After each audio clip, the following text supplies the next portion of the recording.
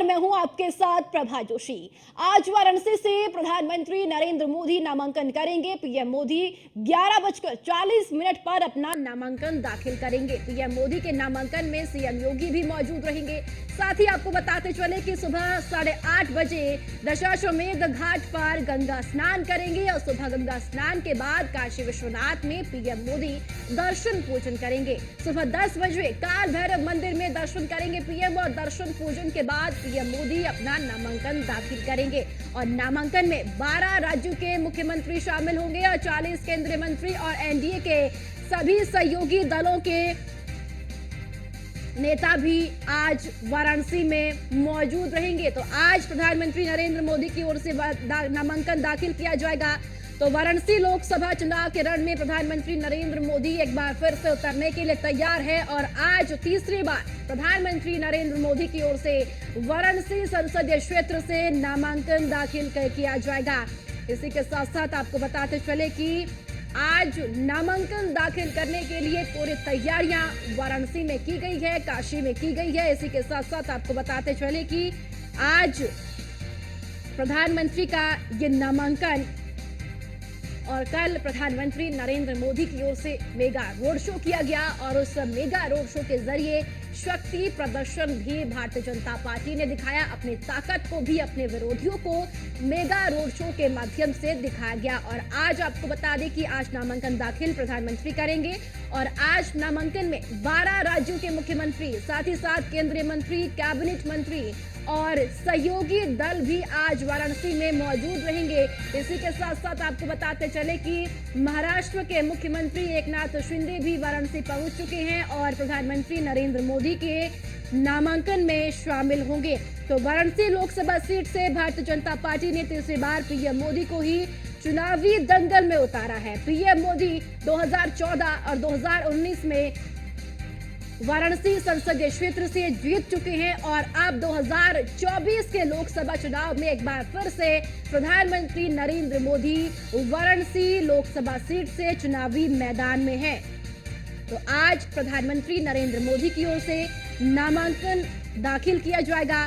तीसरी बार चुनावी मैदान में है और आपको बताते चले कि इस सीट का अगर जिक्र किया जाए तो इस सीट पर अब तक 17 बार लोकसभा के इलेक्शन हुआ है और साथ ही साथ ये भी कहा जा रहा है कि प्रधानमंत्री नरेंद्र मोदी का चुनावी मैदान में यहां से एक बार फिर से आना कहीं ना कहीं पूर्वांचल की राजनीति में एक नया मोड़ भी देखने को मिल सकता है, क्योंकि पूर्वांचल के कई ऐसे घटक दल हैं जो एनडीए में शामिल भी हुए हैं।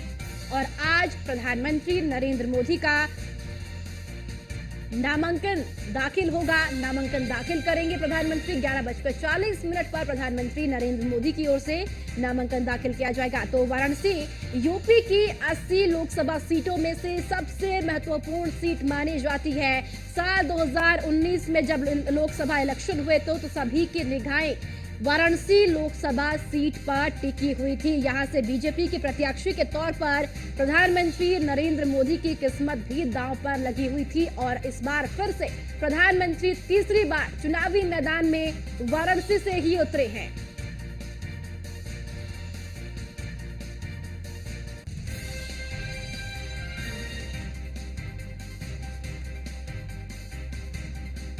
और चलिए ज्यादा जानकारी के साथ हमारे सहयोगी मनीष मिश्रा और दीपिका ओझा मेरी सहयोगी हमारे साथ जुड़ चुकी है वाराणसी से। सबसे पहले दीपिका, आपका ही रुख करूंगी। आज प्रधानमंत्री नरेंद्र मोदी का नामांकन है, आपकी मौजूदगी कहां पर इस वक्त है और क्या कार्यक्रम और इस वक्त क्या वातावरण काशी का देखने को मिल रहा है?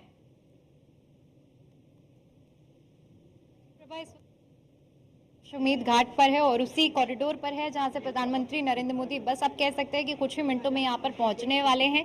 क्योंकि आपने वातावरण का जिक्र किया है तो एक बार अपने सहयोगी कैमरामैन से कहूंगी कि जरा एक बार तस्वीरें दिखाएं कि किस तरह से यहां पूरी तरह से सुरक्षा कर्मियों ने अपना पूरा बंदोबस्त कर लिया है। आखिरी मोमेंट की तैयारियां चल रही हैं और अगर आप दूसरी तरफ नजर डालेंगे तो जब अब जैसे जैसे समय बढ़ रहा है वैसे वैसे संख्या बढ़ती जा रही है और बड़ी संख्या में लोग यहाँ पर एकजुट हो रहे हैं। प्रधानमंत्री प्रधानमंत्री नरेंद्र मोदी क्योंकि यहाँ पर पहुंच रहे हैं। ये वो स्थल है जहाँ से सीधा प्रधानमंत्री नरेंद्र मोदी घाट की ओर जाएंगे। लेकिन इससे पहले अगर आपको बता दें कि अगर हम आपको उस कॉरिडोर का अगर जिक्र करें जहाँ से प्रधानमंत्री का काफिला यानी गाड़ियां होते हुए गुजरेंगी, वहां पर आप देखेंगे कि हजारों की तादाद में सुबह 5 बजे से ही लोगों की संख्या एकजुट होने लगी है। तो क्योंकि हिंदू धर्म में जिस तरह की आस्था है कि किसी भी शुभ काम की शुरुआत माँ गंगा के आशीर्वाद से की जाती है, तो आज क्योंकि काशी की धरती में मौजूद है और काशी में माँ गंगा का आशीर्वाद लेने के बाद ही प्रधानमंत्री नरेंद्र मोदी नामांकन के लिए आगे बढ़ेंगे। क्योंकि देखिए जिस तरह से कल का रोड शो हुआ है, रोड शो के बाद प्रधानमंत्री नरेंद्र मोदी ने जिस तरह से जिक्र किया है, पहले जब 2014 में चुनावी मैदान में उतरे थे वाराणसी से प्रधानमंत्री, तो उन्होंने जिक्र किया था कि मां गंगा ने मुझे बुलाया है।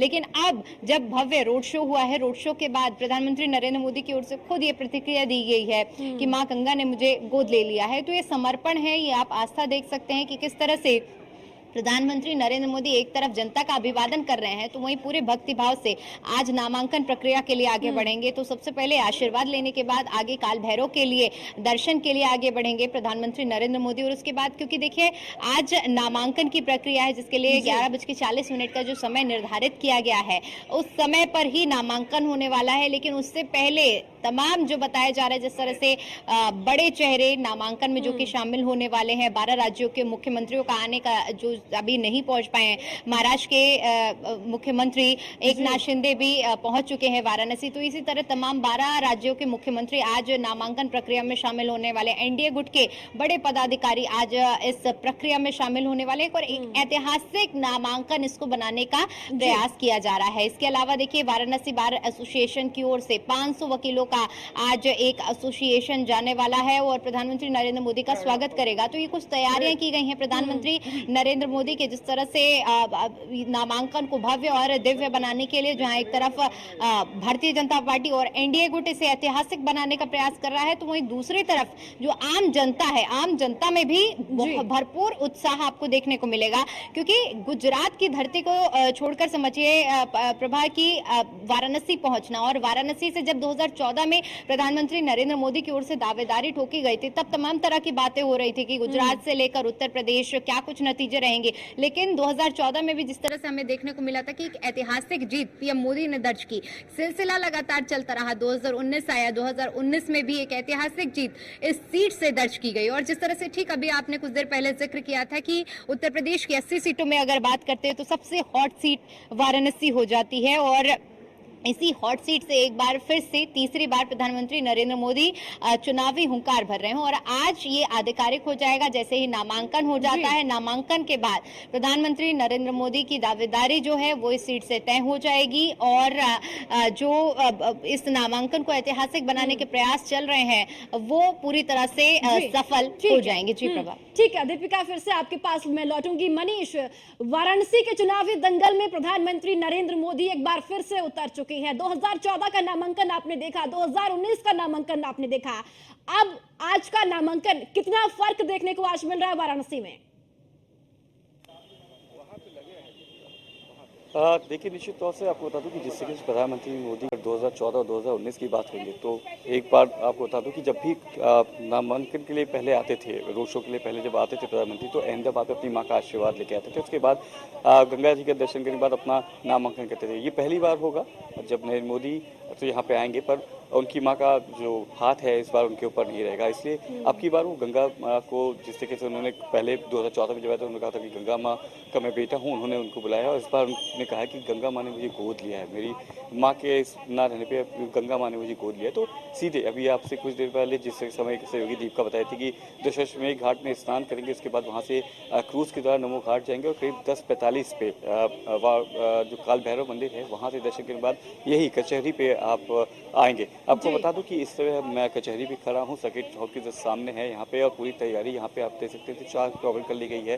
जो एसपीजी कमांडोज हैं वो यहाँ पे आ चुके हैं और जो मैं अपने कैमरे से कोई पीछे दिखाएगा, तस्वीर दिखाएगा, ये कलेक्ट्रेट का ऑफिस है। आप देख सकते हैं कि किस तरीके से जो पूरी जो पुलिस फोर्सेस है वो किस तरह से डिप्लॉय की जा रही है। जो उनको जो सीनियर्स ऑफिसर्स हैं वो यहाँ पे उनको दिशा निर्देश देते नजर आ रहे हैं। जो पूरा एरिया है कचहरी वाला जो एरिया है, करीब 300 मीटर का जो रास्ता है उसको पूरा कॉर्नर ऑफ कर दिया गया है। वहाँ पे कोई भी गाड़ी, कोई भी बाहरी व्यक्ति को आना अलाउ नहीं किया गया कि सिर्फ मीडिया पर्सनल्स जो हैं वो यहाँ पे रह सकते हैं, जो सुरक्षाकर्मी हैं वो रह सकते हैं, और वो जो नामांकन में शामिल होंगे खाली उनको यहाँ पे परमिशन दी गई। तो पूरे इस एरिया को कॉर्नर ऑफ कर दिया गया है। करीब 10:45 का समय दिया गया है जब प्रधानमंत्री का जो काफिला है वो यहाँ पहुँचेगा। करीब 11:30 से 12 बजे के बीच का समय होगा जब प्रधानमंत्री अपना नामांकन करेंगे। तो नामांकन के जिससे कि जो प्रक्रिया की गई थी, हमने देखा था कि पिछले 2014 में शायद 2019 के बाद जो उनके प्रस्तावक थे उनमें से इस बार उनमें से 2 प्रस्तावक का निधन हो चुका है। तो अब के बाद देखने होगा जो नए प्रस्तावक हैं उनमें कौन आता है। पहले हमने देखा था निषाद समाज से आ रहे थे, छन्नूलाल मिश्रा जो यहाँ के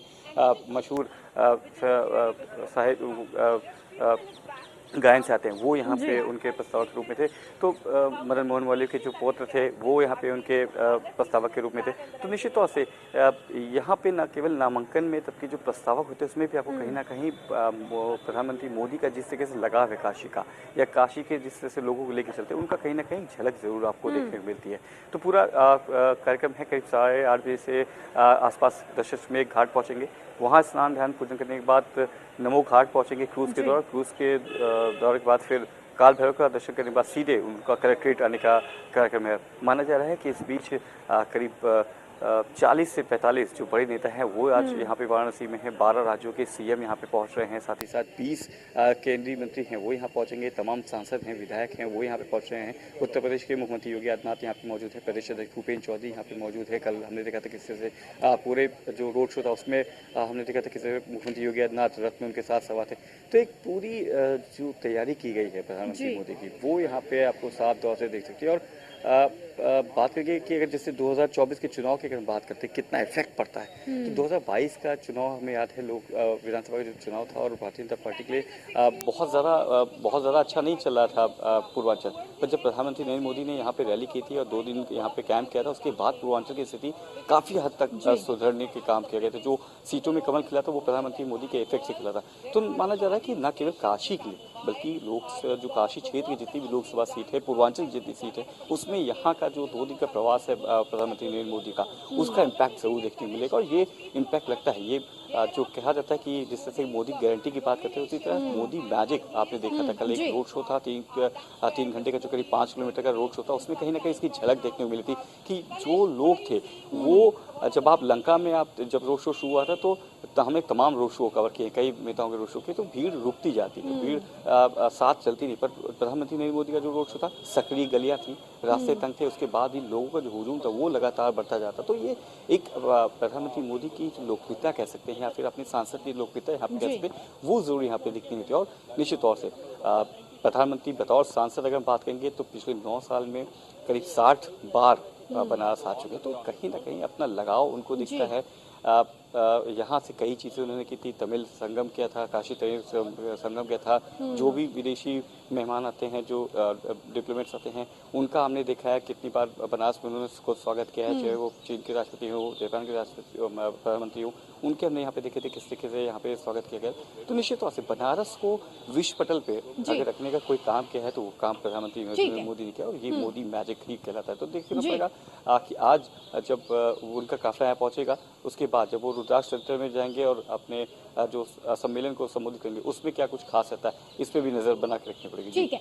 अब दीपिका, धर्म और अध्यात्म की राजधानी काशी को माना जाता है, और जब से प्रधानमंत्री नरेंद्र मोदी वाराणसी से सांसद चुने गए 2014, 2019 और अब 2024 का लोकसभा चुनाव है, तो अब राष्ट्रीय राजनीति का केंद्र भी वाराणसी बन चुका है। अब क्या कुछ नया देखने को वाराणसी में इस वक्त आपको देखने को मिल रहा है? लोगों का मिजाज क्या कुछ कहता है, जनता वहां पर क्या कहती है अब? बिल्कुल, देखिए अगर जनता की बात करें प्रभा, क्योंकि जिस तरह से आपने धर्म और आध्यात्म की बात की है, ऐसे में जो धर्म का केंद्र बिंदु वाराणसी महादेव की नगरी है ये, और यहाँ पर लोग बड़े ही भक्तिभाव के साथ मौजूद होते हैं। यहाँ जो लोग आते हैं अपनी आस्था को लेकर पहुँचते हैं, और कुछ यही चीज़ हमें देखिए 2014 से जो सिलसिला शुरू हुआ है वो आज तक देखने को मिल रहा है। जनता की अगर हम बात करते हैं तमाम जगह के, अगर हम ऐसी बात करें जहाँ पर कई जगहों पर अपने सांसद सांसद को लेकर कई लोगों की नाराजगी रहती है कि जी। सांसद समय समय पर नहीं पहुंच पाए, लेकिन क्योंकि अभी जिस तरह से हमारे सहयोगी मनीष भी जिक्र कर रहे थे कि प्रधानमंत्री होने के बावजूद प्रधानमंत्री नरेंद्र मोदी वाराणसी लगातार आते रहते हैं। जैसे विदेशी मेहमान भी पहुंचे हैं तो उन्हें वाराणसी की झलक, वाराणसी की संस्कृति से रूबरू कराने के लिए यहाँ पर खास तौर पर लाया जाता है। तो ऐसे में समझिए कि जब प्रधानमंत्री की इतनी बड़ी जिम्मेदारी होने के बाद भी प्रधानमंत्री लगातार यहाँ पर पहुंच रहे हैं, लगातार बदलाव हो रहा है, विकास हो रहा है, तो यहाँ की जनता के अंदर खास तौर पर जिस तरह से हम लगातार इसी चीज का जिक्र कर रहे हैं कि यहाँ का चुनाव जो है वो वाराणसी के, पूरे देश को आप इतर छोड़ देते हैं और वाराणसी के विकास की अगर हम बात करें तो इन मुद्दों पर चुनाव हो रहा है, क्योंकि वाराणसी जिस तरह से बदला गया है, जो विजन 2014 में रखा गया था, 10 साल जो बीते हैं, 10 साल के कार्यकाल में जो काम हुआ है उन मुद्दों पर चुनाव हो रहा है। और जो अपने प्रतिनिधि, जो अपने सांसद को लेकर जनता की जो उम्मीदें थी, कहीं ना कहीं पीएम मोदी उस पर खरे उतरे हैं और यही वो वजह है कि आप साफ तौर पर देख सकते हैं कि आम जन, अगर आप किसी रोड शो की बात करते हैं या किसी बड़े नेता की पहुंचने की बात करते हैं तो आपको ये बड़ा जनसैलाब नहीं देखने को मिलेगा। ये सब एक आम व्यक्ति हैं, आम जनता है जो कि प्रधानमंत्री नरेंद्र मोदी से ये लोग जानते हैं कि ये उनसे मिल नहीं पाएंगे, लेकिन एक झलक पाने के लिए यहाँ पर मौजूद हैं। क्योंकि देखिए हम लगातार तस्वीरें दशाश्वमेध घाट की दिखा रहे हैं, एक बार फिर से मैं दिखाना चाहूंगी आपको तस्वीरें कि जो तैयारी है वो लगातार पूरी हो चुकी है और ये आप देख पा रहे होंगे कि जहाँ पर साज सजावट हुई है यहीं पर प्रधानमंत्री नरेंद्र मोदी पहुंचेंगे और इसके बाद देखिए पूरी तरह से तैयारी प्रशासन की ओर से हर एक मोर्चे पर कर ली गई है। जिस तरह से दशाश्वमेध घाट से 80 घाट तक जाने का सिलसिला रहेगा और गंगा स्नान का रहेगा प्रधानमंत्री का और यहाँ से आशीर्वाद लेने के बाद फिर प्रधानमंत्री नरेंद्र मोदी आगे की ओर बढ़ेंगे। तो कहीं ना कहीं देखा जाए जिस तरह से ये धर्म की केंद्र बिंदु है तो वहीं दूसरी तरफ हमें साफ तौर पर यह भी देखने को मिल रहा है कि जिस तरह से इस बार का जो चुनाव है, अभी मनीष भी जिक्र कर रहे थे कि प्रधानमंत्री नरेंद्र मोदी हर बार अपनी मां का आशीर्वाद लेने के बाद ही वाराणसी में नामांकन के लिए आते थे, तो इस लिहाज से भी इस बार का जो चुनाव थोड़ा सा अलग है। लेकिन मां गंगा का आशीर्वाद लेने के बाद आगे की ओर बढ़ते हुए प्रधानमंत्री नरेंद्र मोदी नामांकन करेंगे तो बेहद ऐतिहासिक बनाने के लिए लगातार प्रयास किए जा रहे हैं। जहां एक और इसे पार्टी या एनडीए गुट की बात करें तो इसे ऐतिहासिक बनाया जा रहा है, तो वहीं दूसरी ओर जनता का जनसैलाब है, जनता जनार्दन जो है वो भी पूरा मूड बना चुकी है और पूरे तरफ से लोग उत्साहित नजर आ रहे हैं। किस लिए खड़े हुए हैं यहाँ पर? मोदी जी से मिलने के लिए। आज मोदी जी का नामांकन होने वाला है। हाँ हाँ। अच्छा, आप क्यों खड़े हुए हैं यहाँ पर? देखिए छोटे सी बच्चे भी हमारे साथ यहाँ पर मौजूद है, इससे बातचीत करने की कोशिश करते हैं। क्यों यहाँ पर आए हो? मोदी जी से मिलने के लिए। अच्छा, एक बार फिर से प्रधानमंत्री नरेंद्र मोदी यहाँ वाराणसी से इलेक्शन लड़ रहे हैं, आपको मालूम है? हाँ। अच्छा, देखिए छोटे छोटे बच्चे भी हैं, वो लोग भी यहाँ पर इकट्ठे हुए हैं सिर्फ और सिर्फ पीएम की झलक पाने के लिए। आप क्यों हो यहाँ पर? साथ में है। साथ में ही है, मोदी जी को देखने के लिए। आप लोग यहाँ पर क्यों इकट्ठे हुए हैं? मोदी जी को देखने के लिए। मोदी जी को देखने के लिए। प्रधानमंत्री नरेंद्र मोदी तीसरी बार वाराणसी से चुनावी हुंकार भर रहे हैं। आप लोग वाराणसी के रहने वाले हैं, बाहर के रहने वाले? हम बाहर के रहने वाले हैं। अच्छा, वाराणसी में क्या कुछ बदलाव देखा है आप लोगों ने? कैसा महसूस कर रहे हैं आने के? बहुत बदलाव देखा है। तो देख सकते हैं प्रभा कि किस तरह से यहाँ जो लोग हैं, यहाँ आप जिससे भी बात करने का हमने प्रयास किया है, सभी लोग प्रधानमंत्री नरेंद्र मोदी के इंतजार में यहाँ खड़े हुए हैं। बच्चों से लेकर बड़ों तक सभी की सिर्फ एक ही नजर टकटकी लगी हुई है कि कब पीएम मोदी आएंगे और कब वो उनको देख पाएंगे। अब आप यहीं से समझिए कि कितनी बड़ी लोकप्रियता है उनकी कि सिर्फ उनको देखने मात्र के लिए इतने बड़ी संख्या में लोग एकजुट हुए हैं, बच्चों से लेकर बुजुर्ग तक यहाँ पर लोग मौजूद हैं। जी ठीक है, फिर से आपके पास लौटती हूँ दीपिका। मनीष, अगर जिक्र पूर्वांचल का करें तो प्रधानमंत्री के नरेंद्र मोदी के चुनावी मैदान में वाराणसी से एक बार फिर से आना पूर्वांचल में कितना असर इसका पड़ सकता है?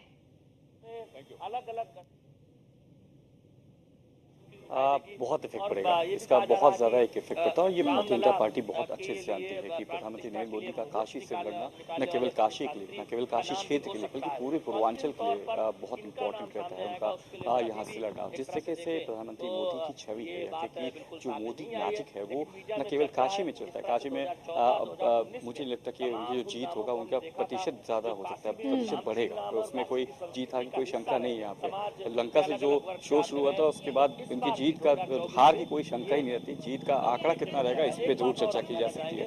उसका इफेक्ट आप कह सकते हैं, क्योंकि पूर्वांचल की राजनीति जिस तरीके से होती है, पूर्वांचल हमेशा से या कहीं उत्तर प्रदेश हमेशा से दो समीकरणों पे काम करता है, एक जाति समीकरण और दूसरा आपका क्षेत्रीय समीकरण। जिस तरीके से आपने देखे हैं, चाहे प्रधानमंत्री नरेंद्र मोदी की बात, अगर आप किसी भी काशी क्षेत्र में जाएंगे या फिर आप गोरख क्षेत्र की पूर्वांचल में पूरे पूर्वांचल की बात करूंगा, वहाँ पे बहुत इफेक्ट रहता है। पूर्वांचल में क्षत्रिय, ब्राह्मण, ओबीसी, राजभर, निषाद, पटेल, ये तमाम समुदाय आते हैं जिनके अपने नेता हैं, अपने अपने दल हैं। और उसमें से काफ़ी दल एनडीए के साथ है, राजभर इस समय एनडीए के साथ है, निषाद पार्टी एनडीए के साथ है, अपना दल के अपने साथ है, तो उनका जरूर इफेक्ट पड़ता है। वो छोटे छोटे जो स्पॉट्स होते हैं वहाँ पे आप देखेंगे तो इनके जरूर यहाँ पे आपको स्पॉट दिखेंगे। उसका इम्पोर्टेंस यहाँ पे आके खत्म होता दिखता है। काशी में जब आप बात करते हैं प्रधानमंत्री नरेंद्र मोदी की, तो चाहे आप यहाँ के लोकल बॉय हैं अजय राय, उनको यहाँ पे खड़ा किया गया है, पर उनका effect कहीं देखने को मिला नहीं था। पिछली बार भी देखा गया थे, उनको बड़ी हार झेलनी मिली थी। इस बार भी जो उनका नामांकन हुआ था उसमें भी बहुत बड़े कोई चेहरे देखने को मिले नहीं थे आपको। तो कहीं ना कहीं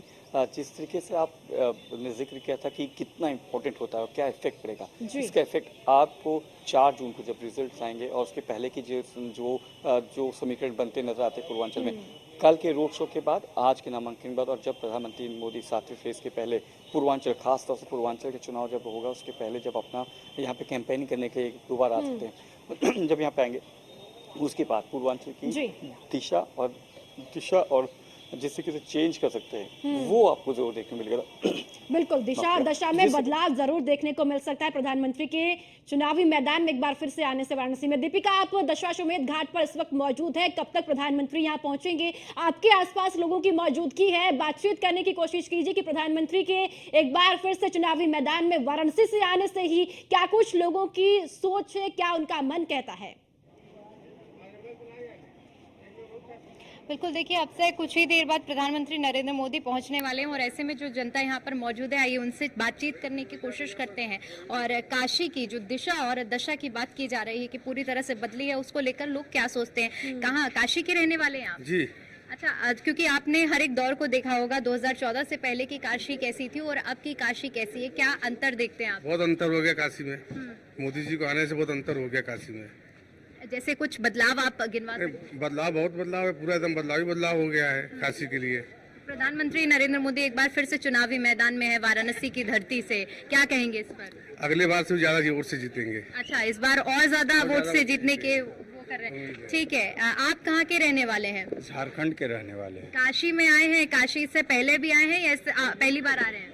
काशी हम कई बार आ चुके हैं, महीने में 1-2 बार आते ही हैं काशी। बाबा की कृपा है, दर्शन के लिए बुलाते हैं, और मोदी जी की कृपा है जो इतनी सुविधा यहाँ पे काशी में। इससे पहले भी आए हैं, उस समय बहुत तंग गलियाँ थी, और मोदी जी जब से यहाँ कॉरिडोर बना है, इतना सुविधा है कि जब अपना चाहिए जब। और वहाँ मंदिर के अंदर तो पहले खड़ा होने की जगह नहीं थी, अब तो इतना भव्य प्रांगण बना हुआ है कि 10,000 20,000 आदमी का तो पता ही नहीं चलता है। कॉरिडोर के अंदर अगर उस आदमी है तो 10-20 हज़ार तो पता ही नहीं चलता। और मोदी जी केवल बनारस ही नहीं, वो जिस जगह से खड़ा हो जाए वहां से भारी मतों से जीतेंगे। अच्छा। पूरा देश भर में वो कहीं भी कोई भी सीट उनका ऐसा नहीं है कि मोदी जी को रोक सके। मोदी जी हमारे भविष्य हैं, मोदी जी हमारे दिव्य हैं। देखिए, आज प्रधानमंत्री नरेंद्र मोदी का नामांकन है, एक बार फिर से वाराणसी से वो चुनावी मैदान पर है, इस पर क्या कहेंगे? मोदी जी की जय हो। इनके टक्कर में तो कोई है ही नहीं, मोदी जी के टक्कर में। ठीक है, देखिए कुछ युवाओं से भी बातचीत करने का प्रयास करेंगे। प्रधानमंत्री नरेंद्र मोदी अब से कुछ ही देर बाद यहाँ आ रहे हैं, आज नामांकन कर रहे हैं। एक युवा होने के नाते आपकी क्या कुछ उम्मीदें हैं, क्या कैसे देख रहे हैं इसे? प्रधानमंत्री मोदी जी तो यहाँ पे काफ़ी विकास किए हुए हैं। यहाँ पे उन्होंने, मतलब मैं 2019 में आया था यहाँ पे, तो यहाँ पे ना मंदिर का जो व्यवस्था था वहाँ पे वैसा कोई व्यवस्था नहीं थी। तब से मैं अब आया हूँ तो यहाँ पे विकास तो काफ़ी देखने को मिले हैं हमें। यानी बदलाव महसूस कर रहे हैं? हाँ, बहुत यहाँ पे काफ़ी बदलाव हुए हैं, लेकिन उनको थोड़ी बेरोजगारी पे भी उसकी तरफ भी ध्यान देना चाहिए, जो कि युवाओं के लिए सबसे ज्यादा जरूरी है। बेरोजगारी एक मुद्दा जी, है। बेरोजगारी। अभी आप महसूस कर रहे हैं कि बेरोजगारी पर काम करने की जरूरत है। बेरोजगारी पर काम करने की बहुत ज्यादा जरूरत है। ठीक है। अगर वो सही हो जाए तो फिर काफी और देश आगे जा सकता बिल्कुल है। ठीक है दीपिका, आप लोगों से बातचीत करते कुछ हैं। महिलाएं भी हैं, आइए इनसे आपके बातचीत पास करने की फिलहाल कोशिश बहुत बहुत करते शुक्रिया आपका जानकारी के लिए। मनीष, आपका भी बहुत बहुत शुक्रिया महत्वपूर्ण जानकारी साझा करने के लिए। तो कुछ ही देर बाद प्रधानमंत्री नरेंद्र मोदी दशाश्वमेध घाट पर पहुंचेंगे, जहां पर पूजा अर्चना प्रधानमंत्री नरेंद्र मोदी की ओर से की जाएगी और 11:40 पर